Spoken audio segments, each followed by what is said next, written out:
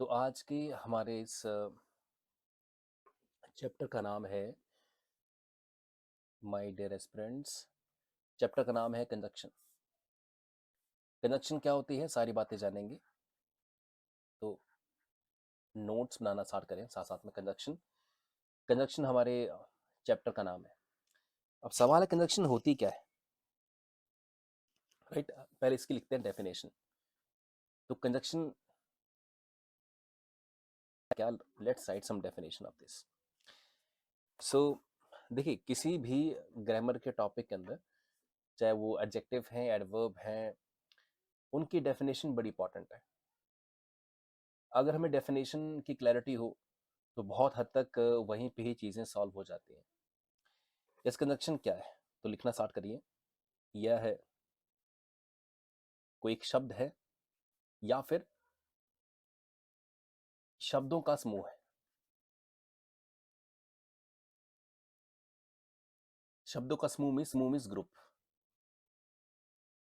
तो या तो ये एक वर्ड होगा, सिंगल वर्ड होगा कंजक्शन, या फिर ये ग्रुप ऑफ वर्ड्स होगा, राइट? या शब्दों का समूह होगा। सवाल ये है कि चलो ठीक है, मान लिया कि ये एक शब्द होगा या शब्दों का समूह होगा, बट ये क्या करेगा? क्या करेगा? कंजक्शन करती क्या है किसी सेंटेंस में, किसी वाक्य में कंजक्शन जो है करती क्या है, क्या करेगा कंजक्शन? Question mark. तो इसने करना क्या है, मैं चेंज करता हूं अगेन इंक। और ही क्या करेगा? तो यह दो शब्दों को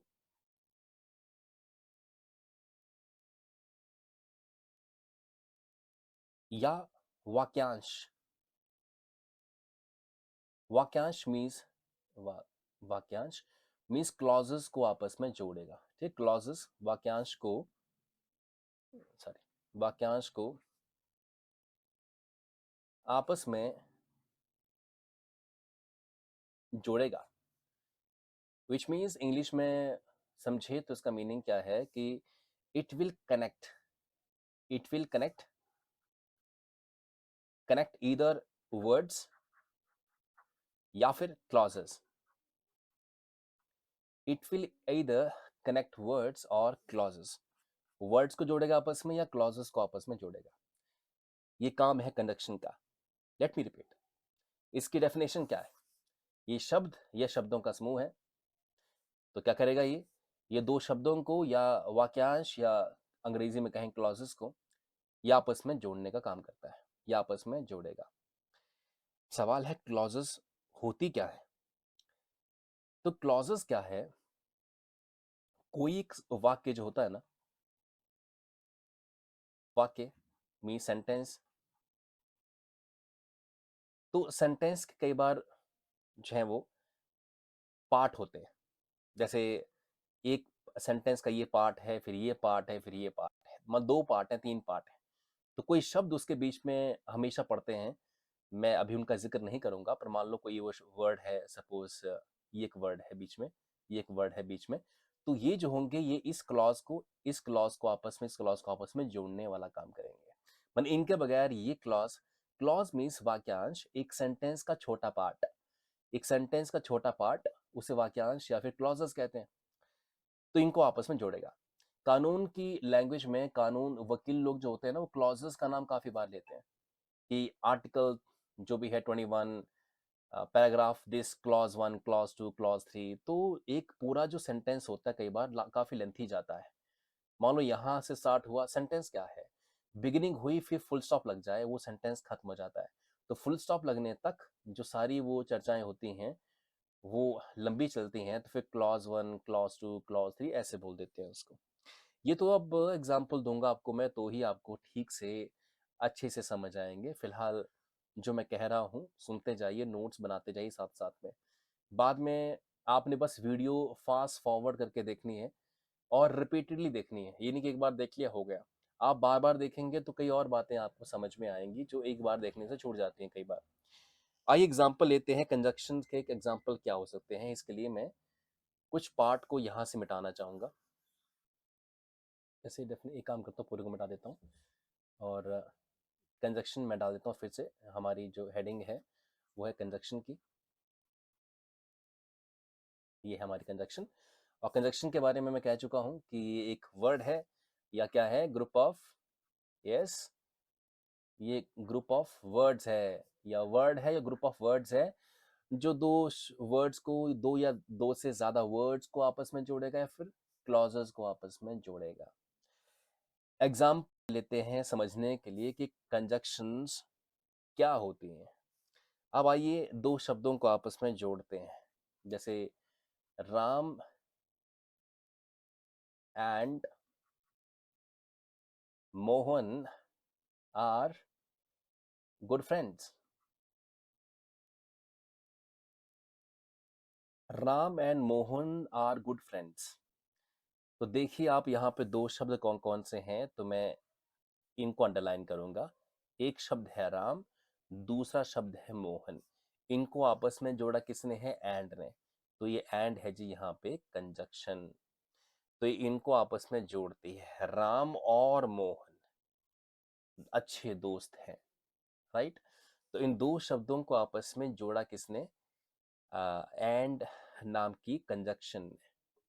अगर आप यहाँ से एंड हटा दें तो क्या बनेगा, Ram Mohan are good friends. मैंने कोई मीनिंग ही नहीं बना इसका, राइट, राइट और नॉट। तो राम एंड मोहन, राम और मोहन, सो राम और मोहन अच्छे दोस्त हैं, तो इनको आपस में जोड़ने वाला काम कर रही कंजक्शन एंड।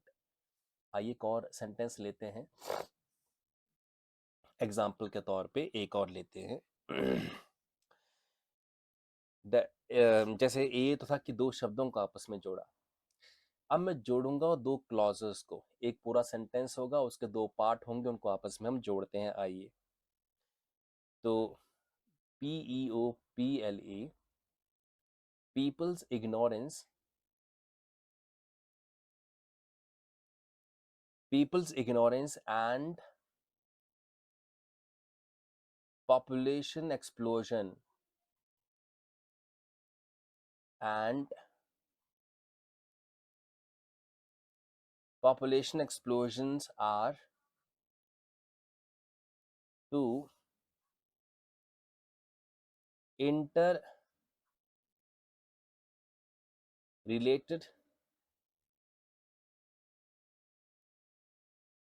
problems।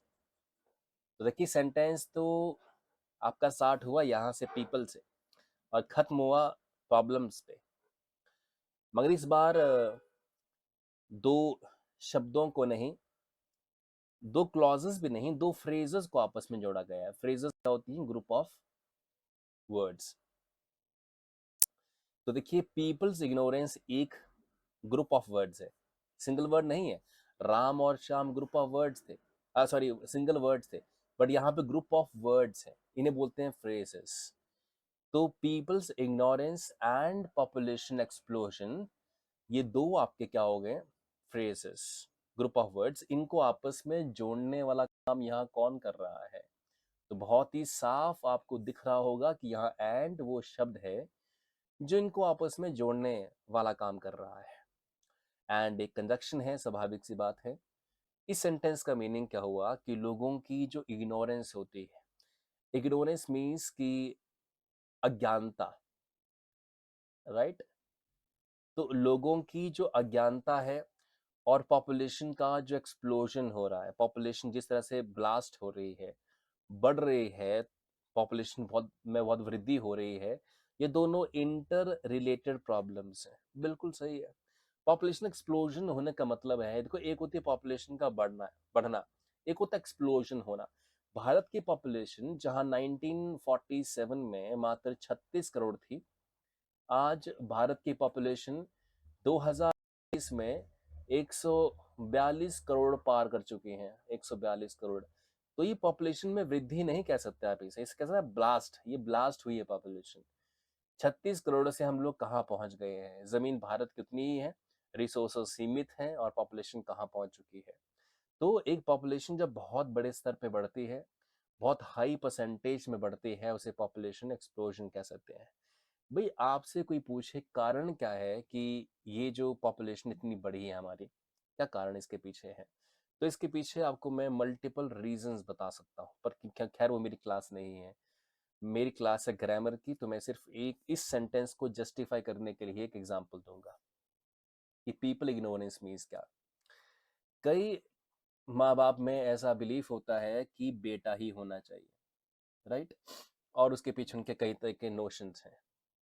जैसे बेटा होगा तो वारिस बनेगा, राइट, और उनको अग्नि देगा मरणोपरांत, राइट, कुछ ऐसे ऐसे नोशंस हैं। एंड बेटी जो होती है वो पराया धन होती है, वो शादी करके उसे भेज देते हैं, पढ़ा लिखा के भेज देते हैं।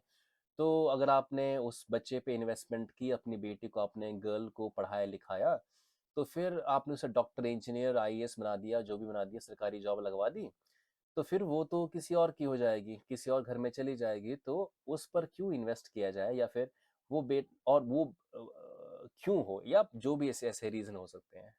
ये कई बार दहेज प्रथा हमारे देश में, दहेज बहुत लेते हैं। बेटी हुई तो मतलब उसी दिन से मातम होगा, एक तरह से कि कहाँ से पैसा इकट्ठा करेंगे, दहेज कैसे देंगे। तो जिन राज्यों में दहेज बहुत प्रचलित है, यूपी है, बिहार है, इवन हमारा मध्य प्रदेश, राजस्थान है, हरियाणा है, यहाँ दहेज बहुत चलता है। तो बेटी पैदा होने पर पिता और माता को चिंता हो जाती है कि, और तभी से ही उसके लिए, उसके शादी के लिए पैसा इकट्ठा करना चालू कर देते हैं। थोड़ा थोड़ा बचाते बचाते वही 50-40 लाख हो जाए तो उसकी शादी करवा पाएंगे, इतनी कॉस्टली शादी होती है। तो नेचुरली जब लड़की को पढ़ाओगे भी, लिखाओगे भी, डॉक्टर इंजीनियर बनाओगे, कोचिंग भी करवाओगे, एग्जाम क्वालिफाई भी करवाओगे, फिर दहेज भी देंगे, तो कितनी मोटी रकम आपको लगानी पड़ रही है गर्ल को सेटल करने के लिए। अब यहाँ बॉय की बात की जाए तो बॉय को पढ़ाएंगे लिखाएंगे, गवर्नमेंट जॉब लग जाएगी, चाहे वो पटवारी लग जाए या कांस्टेबल लग जाए, तो भी बिहार यूपी में काफ़ी अच्छे ऑफर उसको मिलते हैं, राइट। और पैसा लड़की वाले खर्च करते हैं शादी पे कम्प्लीटली, गाड़ी देते हैं, साथ में कैश में बहुत पैसा देते हैं। तो ये कुरीतियाँ हैं समाज की, और ये इग्नोरेंस मैंने अज्ञानता से पैदा हुई हैं, जिस कारण से बेटी ना हो तो बेटा हो। उस चक्कर में जो है वो, जैसे मतलब 2-3 बेटियां हो गई, तो फिर बेटे के चक्कर में एक और ट्राई करेंगे वो बच्चों के लिए, और फिर जो है बेटा होगा तो 4-5 बच्चों की लाइन लग जाएगी यहाँ पे। दिस वाज द रीजन जिस कारण से हमारी पॉपुलेशन एक्सप्लोड की है, बहुत अधिक पॉपुलेशन बढ़ गई है। तो चलिए, ये तो हमारा सिविक्स का लेक्चर नहीं है, we have to focus on the या concentrate on the sentences. So people's ignorance and population explosion are two interrelated problems. Seriously. तो ये and इन दो phrases को आपस में जोड़ रहा है। आइए अब दो clauses को आपस में मैं जोड़ता हूँ, या ऐसा कुछ एग्जाम्पल देता हूँ, आप समझते जाइए चीज़ों को। And let me give you other example जहाँ पे दो सब सेंटेंसेस को ये जोड़ता है। जैसे एग्जाम्पल लेता हूँ इसके अंदर, I will forgive him। अब आपको लगेगा ये तो पूरा एक सेंटेंस है, बिल्कुल सेंटेंस है, मगर अभी ये खत्म नहीं हुआ, मैंने इसमें फुल स्टॉप नहीं लगाया है। अगर मैं ऐसा कर दूं, ये सेंटेंस है एक, आई विल फॉरगिव हिम मीन मैं उसे माफ कर दूंगा या मैं उसे माफ कर दूंगी। मगर सपोज मैं अब डॉट हटाता हूँ, फुल स्टॉप को हटाता हूँ, और आगे कुछ और लिखता हूँ, सेंटेंस मैंने यहाँ खत्म नहीं करना है। तो अगर मैं कहूँ कि आई will forgive him if he at least apologize, if at least he apologize means मैं उसे माफ कर दूंगी या कर दूंगा यदि वो माफी मांगता है। तो अब देखिए कि यहाँ एक लग रहा है ये भी सेंटेंस, यहाँ एक अलग ही, एटलीस्ट अपोलोजाइज यदि वो माफी मांगता है। ये बीच में जो है ना इफ, ये हमारी कंजक्शन है। सेंटेंस तो यहाँ से स्टार्ट हुआ और यहाँ खत्म हुआ, अपोलोजाइज पे, आई से बिगिन हुआ, अपोलोजाइज पे खत्म हुआ। मगर यहाँ तक आप देखेंगे तो एक तरह से ये क्लॉज का एक पार्ट, एक ये क्लॉज है और दूसरी क्लॉज मैंने सेंटेंस का एक पार्ट, ये पूरा सेंटेंस है, इसके ये दो क्लॉजेस हैं। क्योंकि अगर आप इफ को हटा दें और इनको अलग अलग कर दें तो ये दो अलग अलग सेंटेंसेस हैं, right. So I will forgive him if he at least apologize. जैसे पिछले एग्जाम्पल में आपने देखा एंड कंजक्शन का रोल प्ले कर रहा था, यहाँ पे इफ कंजक्शन का रोल प्ले कर रही है। ट्रू। तो ये सारी बातें मैं आपको कह चुका हूँ। अब कुछ आइए वर्ड्स जान लेते हैं पहले कंजक्शन के, जो कॉमनली यूज हो रहे हैं या कॉमनली यूज होते हैं। Let's understand some of these words. तो मैं इसे हटाता हूँ और अब नया एक टाइटल डाल देता हूँ। Let me make the title. Okay, alright. So some common conjunctions, topic का नाम हमारे हैं यहाँ पर सम कॉमन कंजक्शंस। माने कंजक्शंस यूं तो अगर आप पढ़ते जाएंगे तो खत्म ही नहीं होंगी, बहुत ज़्यादा होंगी, बट हमारे एग्जाम के पॉइंट ऑफ व्यू से कुछ इंपॉर्टेंट कंजक्शंस, बड़ी कॉमन सी कंजक्शंस पढ़ लेते हैं जो अक्सर हमसे एग्जाम में पूछी जाती हैं, हम उनको पढ़ेंगे। राइट, तो मैं इस तरफ लिखूंगा कंजक्शंस कौन कौन सी हैं, और आपने भी साथ में लिखते जाना है, और उनका इस तरफ को उनका हिंदी में मीनिंग क्या है। क्योंकि अगर आपको सेंटेंस की ट्रांसलेशन करनी आती होगी, आपको सेंटेंस को हिंदी में कन्वर्ट करने आता होगा, तो आपको ग्रामर में ज़्यादा रुचि पैदा होगी। जैसे बिगिनिंग करते हैं बड़े कॉमन कंजक्शन के साथ, एंड। एंड एक कंजक्शन है, दो वर्ड्स को या दो सेंटेंसेस को या दो क्लॉजेस को आपस में जोड़ेगी। एंड मीन्स और होता है, ये तो आप जानते ही थे, ये तो कोई मुश्किल नहीं है, मगर आगे आपको कुछ मुश्किल मुश्किल शब्द दिख जाएंगे। जैसे otherwise, OTHERWISE, otherwise, otherwise means नहीं तो। राइट, आप कई बार ऐसा कहते हैं कि देखो आ, ये काम कर लो, अदरवाइज मैं फिर ऐसा कर दूंगी, या फिर या मैं ऐसा कर दूंगा, तो नहीं तो फिर मैं ऐसा कर लूंगी। जैसे आपकी बर्थडे पार्टी है और आपको पैसे चाहिए, आप पेरेंट्स को बोलते हैं कि हमें पैसे ला के दो, नहीं तो हम आत्महत्या कर लेंगे, सुसाइड कर लेंगे। राइट, मान लो ऐसे ऐसे कुछ आप एग्जांपल्स दे रहे हैं, तो naturally if you understand this thing, so otherwise को आपने जब भी यूज़ किया होगा, इसका हिंदी में फील आपने लिया होगा कि इसका मीनिंग होगा, मीनिंग होता है नहीं तो। इवन अगर हम एल्स की बात करें, तो भी उसका मीनिंग होता है नहीं तो। जैसे आप कह रहे हैं कि मुझे बर्थडे के लिए पैसे दे दो, नहीं तो मैं ये कर लूँगी, तो विच मीन्स अगेन इंग्लिश में हम उसे कह सकते हैं कि please give me some money, otherwise I will commit suicide, या else I will do this. जो भी है, एल्स और अदरवाइज का दोनों का सेम ही मीनिंग होता है, और ये दोनों कंजक्शंस हैं, प्लीज़ भूलना मत इन चीज़ों को। और कॉन्सिक्वेंटली, CONSEQUENTLY, कॉन्सिक्वेंटली। कॉन्सिक्वेंटली भी आपने कई बार सुना होगा किसी किताब के अंदर। सो कॉन्सिक्वेंटली, कॉन्सिक्वेंसेस आपने सुने होंगे, परिणाम बोलते हैं। सो कॉन्सिक्वेंटली मीन्स अतः इसलिए, अतः इसीलिए। राइट, सो कॉन्सिक्वेंटली मीन्स अतः इसलिए। आप कई बार कहें कि अतः इसलिए मैंने ऐसा किया, या अतः इसलिए ऐसा हुआ, कॉन्सिक्वेंटली दिस दिस हैपेंड, अतः इसलिए ऐसा हो गया। सो कॉन्सिक्वेंटली मीन्स अतः इसलिए। इसके बाद है नीदर, NEITHER, नीदर, और फिर आप लगाते हैं साथ में नॉर, आपने यूज किया होगा नीदर नॉर। तो इसका मतलब होता है ना तो डैश, ना तो डैश। जैसे neither I want this nor I want that. जैसे कोई पूछा आपसे कि आपको चाय चाहिए कॉफी चाहिए, तो आप बोलते हैं neither I want coffee nor I want T, जो भी है। तो इस तरह से नीदर नॉर मीन्स ना तो डैश, ना तो, इस तरह से। और पांचवी कंजक्शन हमारे पास है वेदर, WHETHER, वेदर। वेदर का हिंदी में जो मीनिंग है वो है या। राइट, तो वेदर को आप जब भी यूज करेंगे तो आप या ही इसका मीनिंग होगा। छठा जो कंजक्शन जो मेरे पास है, तो है as soon as. As soon as means जैसे ही।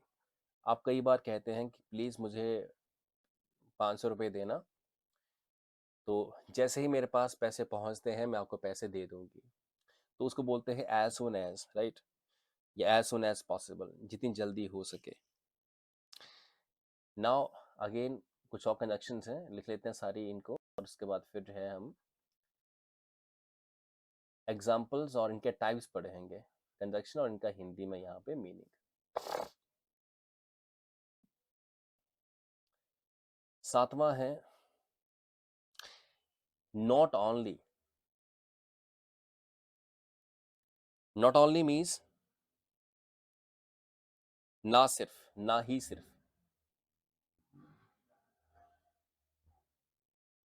आप कई बार कहते हैं कि भाई, आप कई बार बोलते हैं कि not only he damaged our chair but he is also great liar. ना मने, आप नॉट ओनली मतलब कि ना ही सिर्फ इसने, मने आपके कहने का अर्थ होता है कि ना ही सिर्फ सिर्फ इसने ये किया, बल्कि इसके साथ में इसने ये भी किया। सो आप वहां पे नॉट ओनली का यूज करेंगे।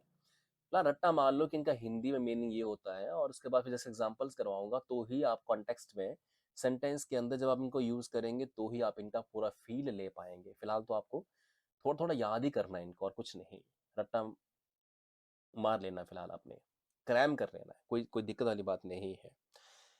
wheresoever, WHERE, wheresoever, wheresoever, sorry, wheresoever यहाँ गलत हो जाएगा, wherever करते हैं, WHEREEVER,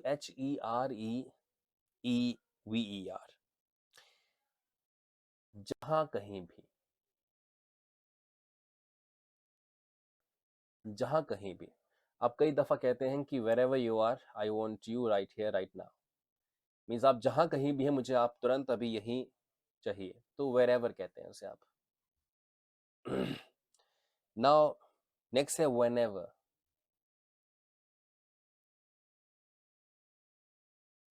so what is whenever, means जब भी।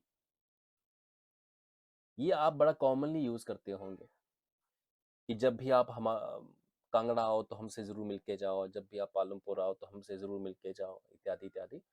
सो जब भी आप वेन एवर शब्द यूज़ करते हैं, इट मीन्स जब भी। और बड़ा कॉमन सा वर्ड है कि when ever I reach home I will call you, मन जब भी मैं ऐसा होगा या जब भी मैं घर पहुंचूंगा आपको मैं फ़ोन करूंगा, इत्यादि। एज का मीनिंग है क्योंकि।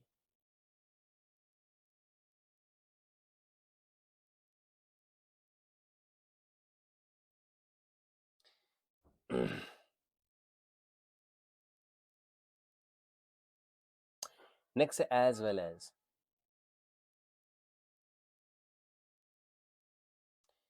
एज वेल एज मीन्स साथ ही साथ।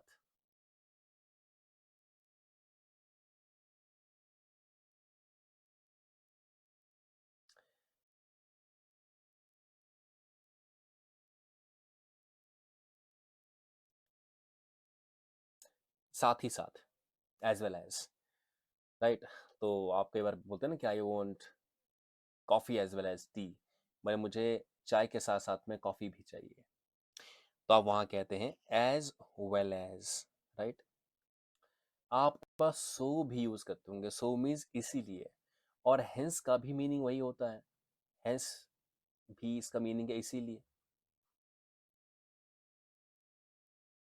राइट। तो सो और हेंस का मीनिंग एक ही होता है, इसीलिए। 14वां है ईदर और। आपने ईदर और का भी इस्तेमाल कई बार सुना होगा। ईदर और मीन्स या तो ये या तो फिर, ऐसा बोलते हैं ना, या तो ये डैश या तो फिर वो।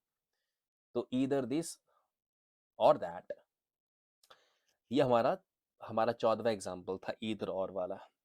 अभी खत्म नहीं हुआ, अभी आपको थोड़ी और पेशेंस मेंटेन करनी है, और मैं आपको अब यहाँ से मिटाता हूँ और आपको यहाँ बताता हूँ।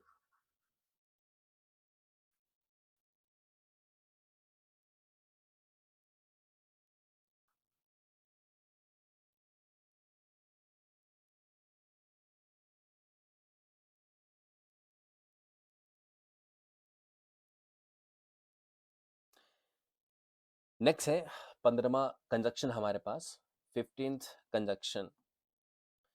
15th कंजक्शन क्या कहती है, जैसे नो सूनर मीन जैसे ही।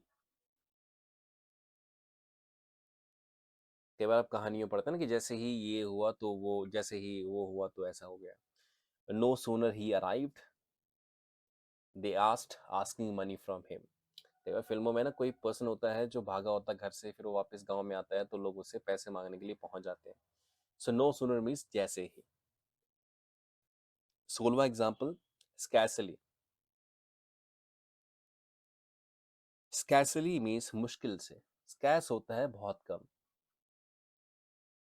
तो मुश्किल से आप इसे कहेंगे, मुश्किल से, स्कैसली। हार्डली, HARDLY, हार्डली, इसका मीनिंग सेम है, मुश्किल से। स्कैसली और हार्डली दोनों ही सेम मीनिंग के कंजक्शंस हैं। बाकी वेयर, व्हेन, देन ये तो आप जानते हैं, इसमें हमें क्या डिस्कस करना है। नेक्स्ट है अनटिल और फिर अनलेस, UNTIL, अनटिल और unless. Until unless, until means तब तक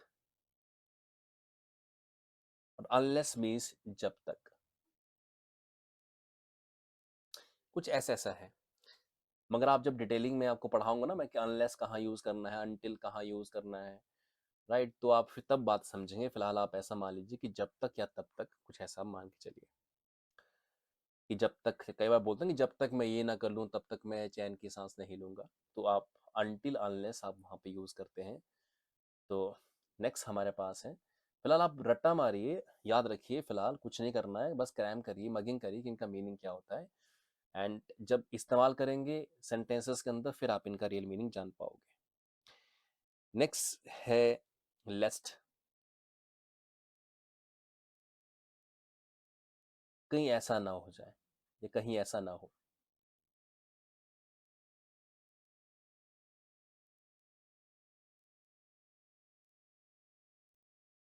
कहीं ऐसा ना हो। लेस्ट मीन्स कहीं ऐसा ना हो। तो आप कई बार कहते हैं कि जल्दी से भागो, नहीं तो कहीं ऐसा ना हो कि आपकी बस छूट जाए, तो आप वहां पे लेस्ट शब्द का इस्तेमाल करेंगे। बट लेस्ट शब्द जहां इस्तेमाल किया जाएगा वहां उसके बाद फिर शुड जो वर्ड है वो भी यूज या इस्तेमाल किया जाएगा। इसके बाद है प्रोवाइडेड, PROVIDED, प्रोवाइडेड मीन्स बशर्ते। आप कई बार कहते हैं कि, आप कई बार कहते हैं कि मैं ये तभी करूंगी बशर्ते मुझे आप ये करके दो। तो आप जब एक शर्त रखते हैं, जब आप एक कंडीशन रखते हैं, तो फिर आप वहां पे प्रोवाइडेड या एक शब्द है बशर्ते आप वहां यूज करते हैं। बस आप वर्ड्स इकट्ठे करते जाओ, क्योंकि कंजक्शंस में आपके आपने आगे फिर इनका यूज ही पढ़ना है, यूज कैसे करना है इनको आपने वही देखना है। हम लोग हर एक सब्जेक्ट को इतनी डिटेलिंग से करेंगे कि देखो एग्जाम लेट है, वैसे हमारा जो ये कोर्स था 3 मंथ का था, बट हमने इसमें ना जल्दबाजी नहीं करी है, थोड़ा स्लो ही चले हैं, क्योंकि हमारा बेसिक पर्पस क्या था। जैसे अभी अगर मैं चाहता कंजक्शन को मैं आधा निपटा देता आपके सामने, बट फिर फायदा क्या है, 2 लेक्चर में अगर आप 2 घंटे में एक कंजक्शन निपटा दे रहे हैं, फिर एडवर्ब निपटा दे रहे हैं, तो उसको कोई मजा नहीं है उस चीज के अंदर। स्टूडेंट फॉर एवर नहीं सीख पाएगा, वो अभी पढ़ेगा यहाँ से, फिर कहीं कोचिंग करके किसी और जगह से करेगा, फिर पढ़ेगा, तो कोई उसका फायदा नहीं होता है। वंस स्टडी फॉर एवर, फिर आप उसके हमारे नोट्स को ही बार बार रिवाइज करें, पढ़ें, उससे काम चल पड़ेगा आपका। नाउ whereas, नेक्स्ट है whereas, whereas, नेक्स्ट है whereas, WHERE, whereas। whereas का मीनिंग क्या होता है? whereas मीन्स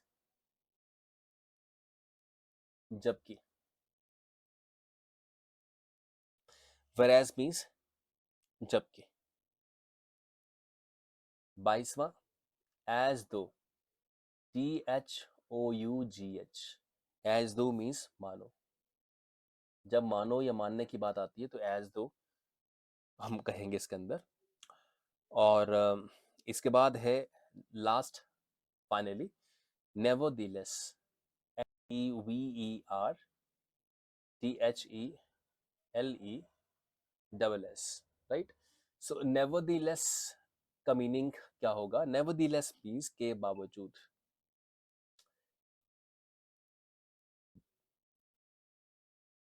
के बावजूद, नेवरदीलेस। तो आप जब भी वर्ड कहीं सुने के बावजूद, कई बार कहते हैं कि जो है वो कोई चीज़ हो रही है, क्या उनमें इनका रोल है, क्या ABC नाम के जो पर्सन है क्या उन्होंने ऐसा किया है? आप कहते नहीं, इनके बावजूद ऐसा हुआ है। इट मीन्स कि चलो ये तो है जो है, इनके होने ना होने से फर्क नहीं पड़ता, इसके बावजूद ये काम हुआ है। तो नेवरदीलेस, अब देखो इसमें आपको मैं सेंटेंस की भीतर ही इसको समझाऊंगा, सेंटेंस के अंदर ही समझाऊंगा आपको मैं कि नेवरदीलेस हमने कहाँ इस्तेमाल करना है। सेंटेंस की बिगिनिंग में होगा, सेंटेंस के एंड में होगा, कहाँ यूज करना है। कंजक्शन देखो, कंजक्शन कभी सेंटेंस के बिगिनिंग में नहीं होती है। कंजक्शन हमेशा हमेशा सेंटेंस के बीचों बीच में होगी, और ये दो वर्ड्स, दो क्लॉजेस, दो सेंटेंसेस को आपस में जोड़ने वाला काम करती है। ट्रू। आइए अब ये खत्म हुआ, और नेवरदीलेस लेस को इन स्पाइट ऑफ भी कह देते हैं। इन स्पाइट ऑफ, इसका भी मीनिंग सेम ही होता है। ठीक है जी। तो आप पाएंगे कि 23 मैंने करवाई हैं, और भी बहुत सारी हैं, मगर ये मोस्ट इंपॉर्टेंट थी जो आपके एग्जाम में अक्सर आ रही हैं। सो आफ्टर सर्टन रिसर्च मुझे मालूम चला कि यही हैं ज़्यादातर जो आ रही हैं। अब टाइप्स ऑफ कंजक्शन, अब आते हैं मेन टॉपिक्स पे। टाइप ऑफ कंजक्शन, तो हमारा जो टॉपिक है अब वो है टाइप्स ऑफ कंजक्शन, कंजक्शन के प्रकार। आइए उसे डिस्कस करते हैं। टाइप ऑफ कंजक्शन, कंजक्शन के प्रकार कितने हैं, टाइप्स कितने हैं? तो आपको बता दूं, कंजक्शन जो है वो दो तरह की होती है। There of two types. Conjunction जो है वो दो तरह की होती हैं। देयर ऑफ टू टाइप्स, दो तरह की कंजक्शंस होती हैं। तो सवाल ये आता है कि ये जो दो तरह की कंजक्शंस हैं ये क्या है? तो कोऑर्डिनेटिंग है और सबऑर्डिनेटिंग है। कुछ नहीं है, कोऑर्डिनेटिंग, कोऑर्डिनेटिंग और दूसरा है सबऑर्डिनेटिंग। स्पेलिंग चेक कर लेना, CO, मैं इसे थोड़ा सा सेकंड, कोऑर्डिनेटिंग, सी सॉरी,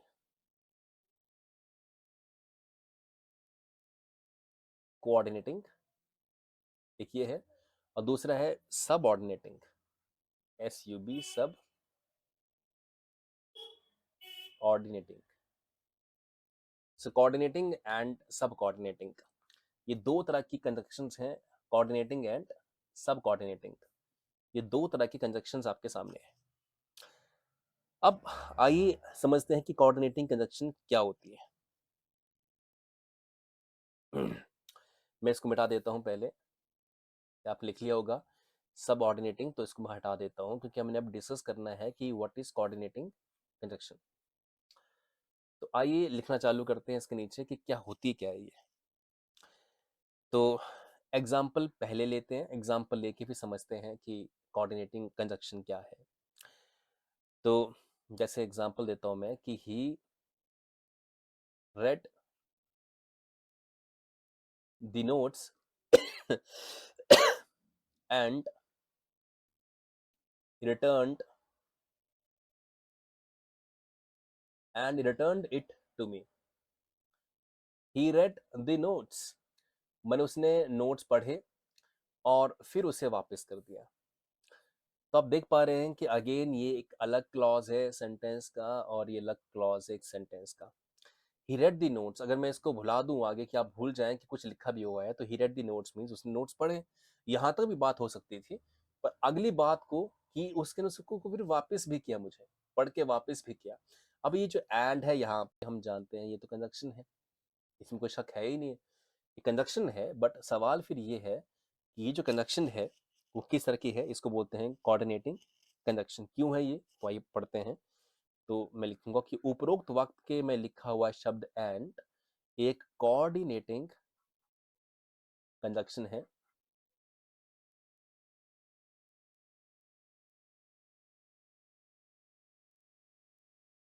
उपरोक्त वाक्य में लिखा गया शब्द जो ये एंड है, ये कोऑर्डिनेटिंग कंजक्शन है। कोऑर्डिनेटिंग कंजक्शन है जो दो ऐसे वाक्यों को आपस में जोड़ रहा है जिनके मीनिंग्स अलग जिनके मीनिंग्स अलग अलग हैं, जिनके मीनिंग्स अलग अलग हैं, तो उनको जोड़ रहा है। ठीक है जी। तो इसी कारण से आप पाएंगे कि ये एक एंड जो यहाँ यूज की जा रही कंजक्शन है, ये कोऑर्डिनेटिंग कंजक्शन है, और इसको बोलते हैं पहले वाले वाक्य को प्रिंसिपल क्लॉज। ये होता है प्रिंसिपल क्लॉज, और ये वाला सेकंड वाला जो वाक्य है इसे बोलते हैं कोऑर्डिनेटिंग क्लॉज। प्रिंसिपल क्लॉज और coordinating clause. Principal clause, coordinating clause, दो तरह की क्लॉजेज हैं जो आपके सामने है ना। अब कोऑर्डिनेटिंग जो कंजक्शंस हैं वो उनकी टाइप्स कितनी हैं, उनकी अब टाइप्स पढ़ने वाले हैं। और अगर आपको चाहिए एक और दो एग्जांपल्स तो मैं यहाँ दिखा देता हूँ एग्जांपल। जैसे कुछ और एग्जांपल अपने देखने हैं कोऑर्डिनेटिंग के, कोऑर्डिनेटिंग क्लॉजेस के अपने एग्जांपल देखने हैं, तो let me show you certain examples. Example number 2, जैसे शी वर्कड हार्ड, मीन्स उसने बहुत मेहनत की। Yet she failed, she worked hard yet she failed. देखिए अब ये शी फेल्ड मैंने वो फेल हुई, उसने काफी मेहनत की, दोनों अलग अलग वाक्य थे अपने आप में। इनको जोड़ा किसने आपस में? येट ने। और कुछ और ही मीनिंग निकल के आता है फिर। उसने मेहनत बहुत की मगर वो फिर भी उसके बावजूद वो फेल हो गई, येट शी फेल्ड, राइट। तो she worked hard yet she failed means ने बहुत मेहनत की फिर भी वो फेल हो गई, असफल हो गई, राइट। तो यहाँ पे येट आपका क्या हुआ? कोऑर्डिनेटिंग कंजक्शन, क्योंकि दो अलग अलग वाक्य हैं। इस वाक्य का इससे कोई मीनिंग नहीं है, ये अलग अलग वाक्य है। हो सकता था कि शी वर्कड हार्ड, उसने बहुत मेहनत की और फिर टॉप किया, हु नोज दैट कि इसके बाद आगे क्या बात हो सकती थी। तो यहाँ तक सेंटेंस का अपना इंडिविजुअल मीनिंग था, और शी फेल्ड इसका अलग मीनिंग है, वो असफल रही, ट्रू नॉट। तो ये दो क्लॉजेस या दो सब सेंटेंसेस ये अपना अलग अलग मीनिंग रिप्रेजेंट करते हैं, और इनको बीच में, इनके बीच में जो शब्द आ रहा है येट, ये कोऑर्डिनेटिंग कंजक्शन है। बहुत सारे वर्ड्स हैं, अब तो बिगिनिंग हुई है, बहुत सारे वर्ड्स हैं कोऑर्डिनेटिंग कंजक्शंस के। बट आपने बस एक बात अभी अपने गांठ बांध लेनी इस बात की कि जो कोऑर्डिनेटिंग कंजक्शन है, जो कोऑर्डिनेटिंग कंजक्शन है, वो दो जो वाक्य हैं या क्लॉजेस हैं जिनकी मीनिंग अलग अलग है, उनको आपस में जोड़ती है। जैसे यहाँ पे ही रेड द नोट्स, उसे नोट्स पढ़े, right. He returned it to me, returned उसने वापस भी की, तो दो अलग बातें थी। नोट्स का पढ़ना, नोट्स वापस करना। नोट्स आप बिना पढ़े भी वापस कर सकते थे, या पढ़ने के बाद नोट्स वापस नहीं भी कर सकते थे। ये दोनों अलग अलग चीजें थी, मगर आपने एंड को लगाकर इन दोनों को आपस में जोड़ दिया, तो एंड है आपका coordinating conjunction. True, right, understood. आइए डिस्कस करते हैं नाउ नेक्स्ट कोऑर्डिनेटिंग कंजक्शन के टाइप्स, इनके प्रकार कितने होते हैं।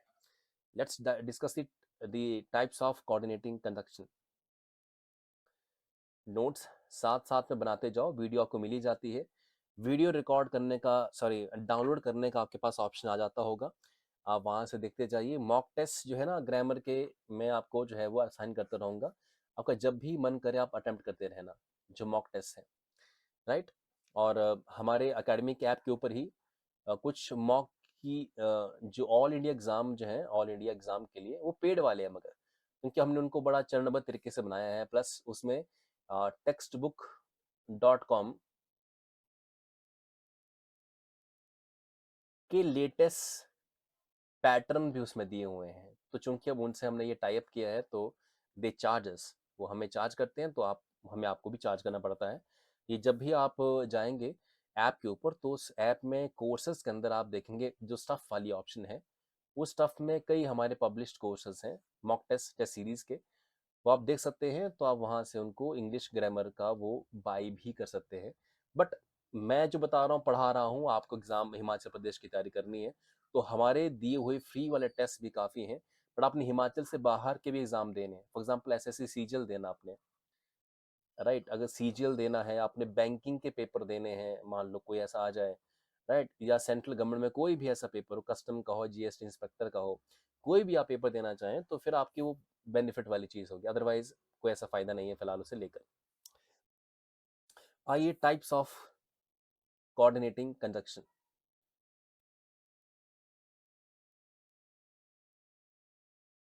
Types of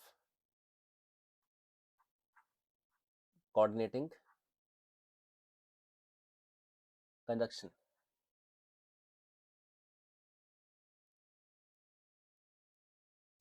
types of coordinating conjunction. So coordinating conjunction की टाइप्स क्या होती हैं, कि कितनी टाइप्स होती हैं? तो पहली बात, 4 टाइप्स होती हैं इसके। फर्स्ट है cumulative conjunction, CUMULATIVE, cumulative conjunction. So what is a cumulative conjunction? आइए समझते हैं, उससे पहले लिख लेते हैं कि इसका मीनिंग क्या है। क्यूमुलेटिव होती क्या है? संयोजक। संयोजक हम इसे कह सकते हैं, संयोजक, क्यूमुलेटिव कंजक्शन। नाउ अगर हम बात को समझें तो इसकी डेफिनेशन को जानना जरूरी है। क्यूमुलेटिव है क्या? क्यूमुलेशन में संयोज माने इकट्ठा होना किसी चीज का, इस तरह से आप कह सकते हैं। तो इसमें समझते हैं कि इन कंजक्शन के द्वारा, माने ये जो क्यूमुलेटिव है, इन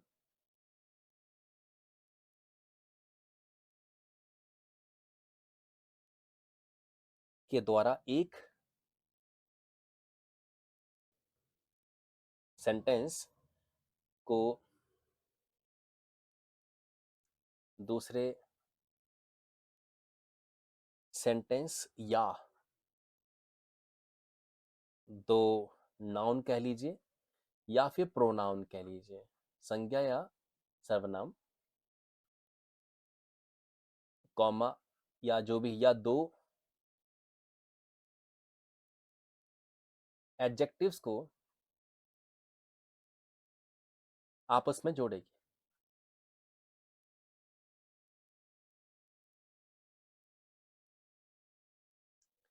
को आपस में जो है वो जोड़ेगी। तो इन कंजक्शन के द्वारा एक सेंटेंस को दूसरे सेंटेंस से, दो नाउन प्रोनाउन को या दो एडजेक्टिव को आपस में जोड़ेगी, चाहे वो सेंटेंसेस हो। अब आप कहेंगे ये तो कंजक्शन की डेफिनेशन ही है, तो बिल्कुल ठीक है। कंजक्शन जो रियल में है ना, वो एक्चुअली क्यूमुलेटिव कंजक्शन ही है, जो रियल में कंजक्शन है। तो उसके आगे टाइप्स हैं जो उनसे अलग हो जाती है। जो हमने कंजक्शन की स्टार्टिंग में डेफिनेशन पढ़ी थी, क्या थी वो? कि कंजक्शन जो है एक वर्ड है या ग्रुप ऑफ वर्ड्स है जो किसी सेंटेंसेस को या क्लॉजेस को या नाउन प्रोनाउन, दो शब्द क्या होते हैं, नाउन प्रोनाउन हो गए जैसे कि, या एडजेक्टिव्स को आपस में जो है जोड़ने वाला काम करेगी, क्यूमुलेटिव कंजक्शन कहलाएगी, जो टाइप 1 है। आइए एग्जांपल ले लेते हैं, समझते हैं। एंड लिखिए इसके अंदर, ही इज रिच एंड हैप्पी। अब देखिए आप इसमें, ही तो हुआ प्रोनाउन, ये रिच और हैप्पी क्या होते हैं? एडजेक्टिव। एडजेक्टिव जो विशेषता बताते हैं नाउन या प्रोनाउन की। तो रिच और हैप्पी क्या हुए? एडजेक्टिव्स हुए। इन दो एडजेक्टिव को आपस में जोड़ने वाला काम किसने किया? एंड ने। तो एंड यहाँ पे हुआ क्यूमुलेटिव कंजक्शन, सीसी मैंने शॉर्ट में लिख दिया है, राइट? तो he is rich and happy. और एग्जांपल लेते हैं, आइए। Ram as well as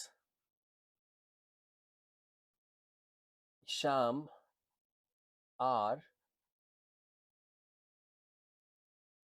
going to gym means Ram और श्याम जिम जा रहे हैं, राम के साथ में श्याम या राम और श्याम, आप ऐसा बोल सकते हैं। तो यहाँ पे and sorry as well as एक क्यूमुलेटिव कंजक्शन है, क्योंकि ये दो नाउन्स को, राम और श्याम क्या है, ये नाउन है, इन दो नाउन को आपस में जोड़ने वाला काम कर रही है ये यहाँ पे cumulative conjunction.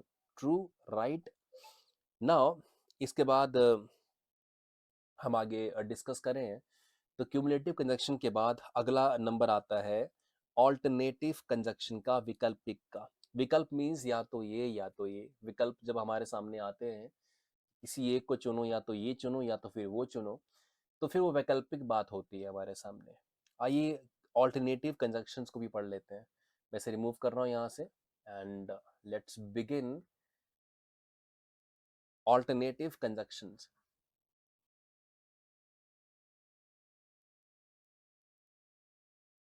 Alternative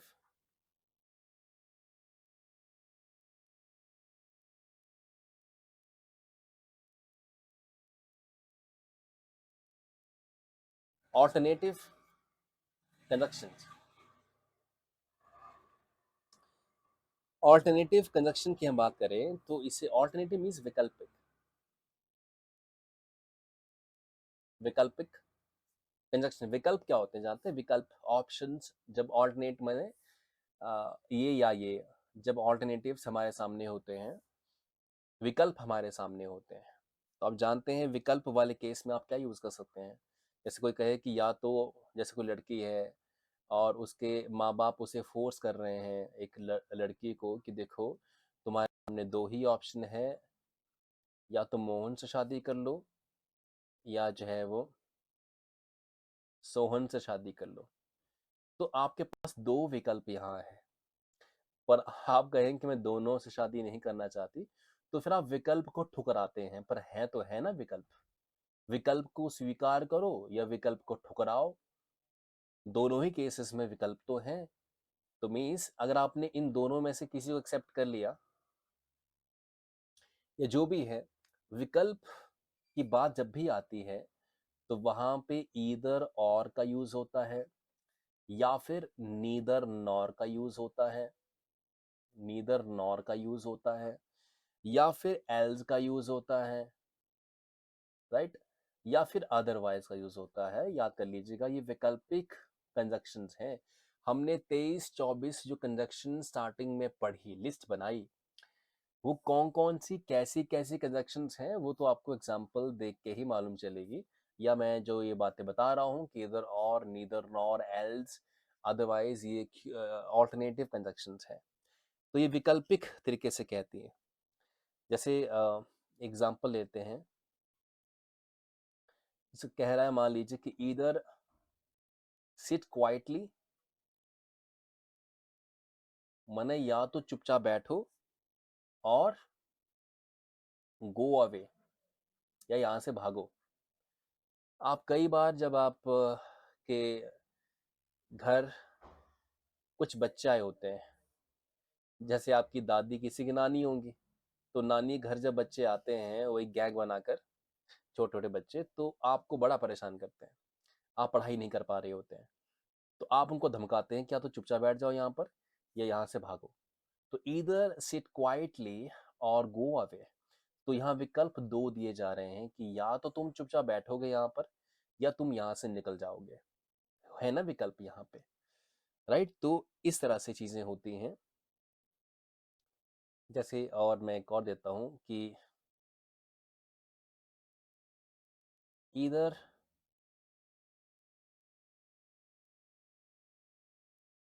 I will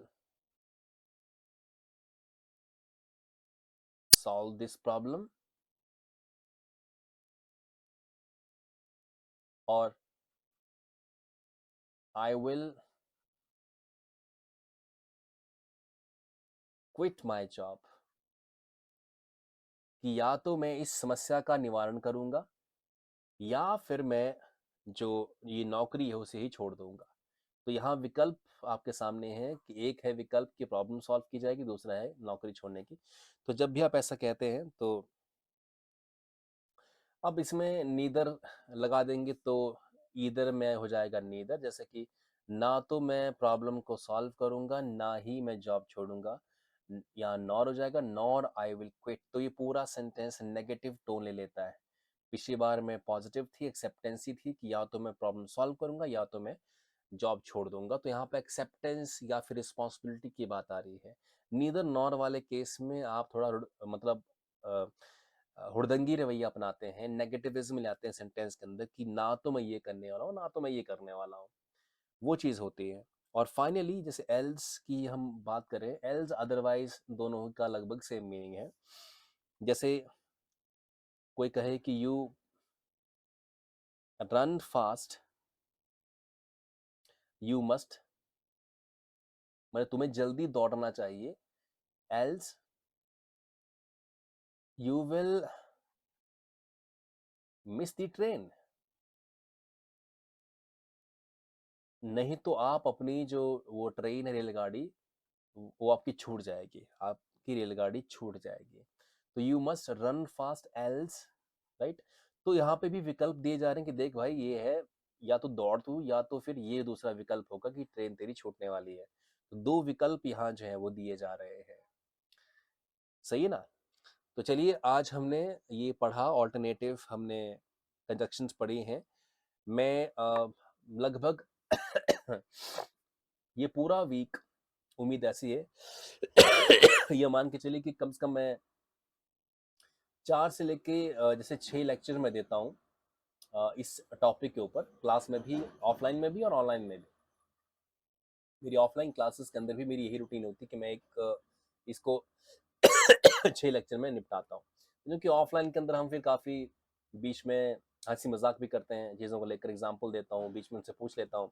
यहाँ वो चीज़ नहीं, इसलिए जल्दी निपटेगा यहाँ पे। तो 4 से 6 क्लासेस मैं वहाँ करता हूँ, यहाँ शायद आपकी 4 क्लासेस से लेके 5 ही क्लासेस आपकी हो पाएंगी, चैप्टर निपट जाएगा।